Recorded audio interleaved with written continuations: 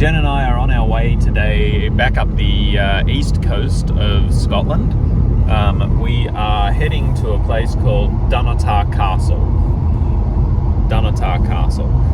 It's near a town called Stonehaven, and it's about 60 miles up the coast. So we're on our way. Come along on the journey with us and see what we can see. All right?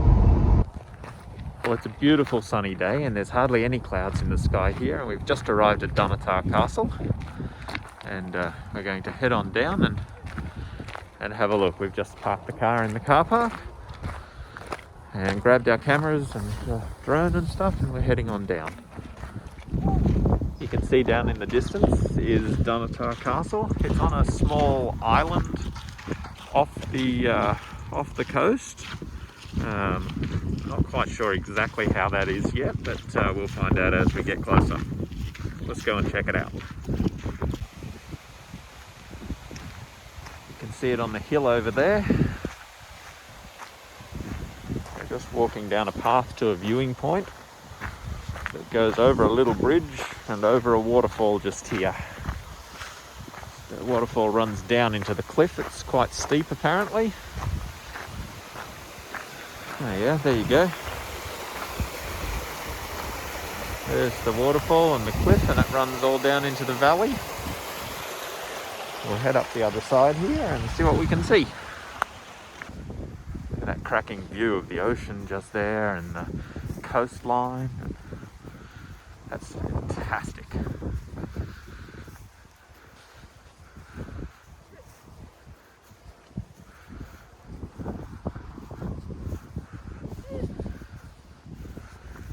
There's the castle on the hill just here.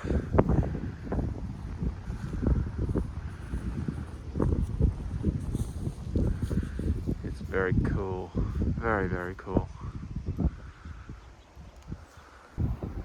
The history of the area and the castle here goes back to the year 500 AD. And there was a chapel that was built out on the point out here, but the castle and the fortifications that we can see at the moment were built between 1400 and 1600 AD. Lots of history here. The Vikings landed not far from here back in the year 900, and one of the most famous parts of history was that the Scottish crown jewels were kept and hidden in the crypts below the castle here from Oliver Cromwell and his army, and they managed to keep them from him and the army and from being destroyed.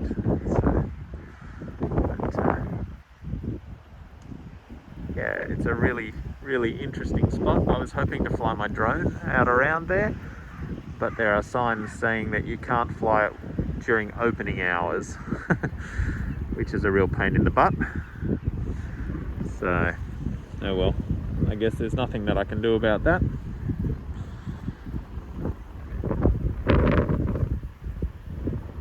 But yeah, Dunnottar Castle.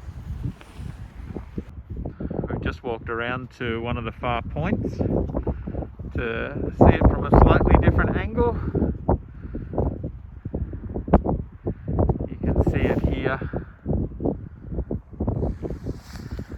on that peninsula jutting out into the water. It would have made a quite an imposing place. Hard to get to, not so hard to keep fortified with a decent army, because getting down or getting over to it, you would have had to have gone down the hill and then up the other side, and that would have been easy to maintain the high ground and win against other armies. So yeah, it's pretty awesome.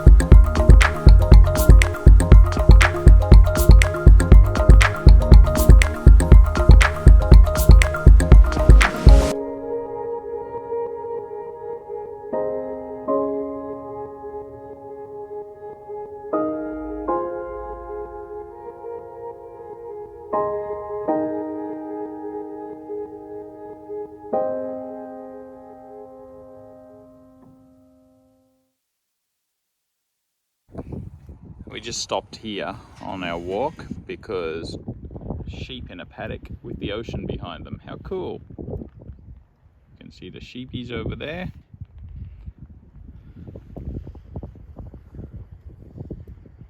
All the sheep. And more of the flock over this side. And they're on a peninsula that goes out into the ocean. It's very, very cool. This monument over here that we saw before from over the other side of the castle is a war memorial, and we've decided that we're going to skip. Oh, that was the sky. And we've decided that we're going to skip walking over to it because the view is pretty similar to what we can see here. So we're heading back to Mac now to grab some lunch.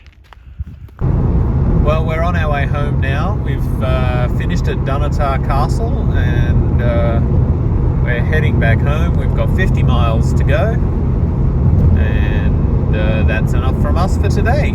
Thanks for coming. We will see you again sometime soon. Bye.